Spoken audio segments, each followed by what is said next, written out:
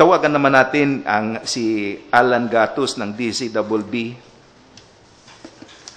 Sir, good morning po. Alan. Sir, pwedeng paki-klaro lang po yung regarding dun sa dengue 1 at saka dengue 2 na medical cases. Ibig sabihin ho ba nito na kapag ang isang may sakit na dengue dinala sa government hospital, 8,000 lang yung babayaran niya? Or ito yung financial assistance?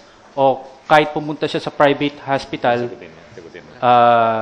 Ikaw na ba? kahit pumunta ho siya sa private hospital, ito rin lang din ang babayaran niya. Paano ho ba to? Pwedeng pakiklaro po, lalo pat marami ho ang siguradong nag-aantabay dito sa benefits na to.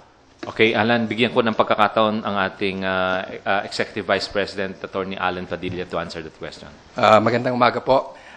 Kung ito nga sabi ni President Aquino, kung ito ay miyembro ng indigent or sponsored program at nagpunta ho sa government hospital at covered siya nung 23 medical or surgical cases, wala ho siyang babayaran ni 5. No?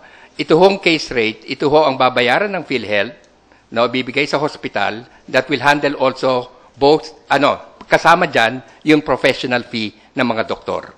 Kaya hindi dapat yung pasyente bumili ng gamot sa labas, hindi siya dapat magbayad pa ng kung ano-ano pang mga charge or expense na bibigay ng hospital. Dahil pag nangyari po yon, pwede siya magreklamo sa PhilHealth at kukunin ho namin yung binayad niya sa hospital o kung kanino man at yon ay babayaran ho namin tapos sisingilin namin sa hospital ulit yung binayad niya. Ito ho ay applicable sa lahat ng government hospital po natin. Lahat ng government hospitals, ang coverage ng no balance billing. Kaya no balance billing ho yun, o kaya sa Tagalog, kung tawagin, walang dagdag bayad.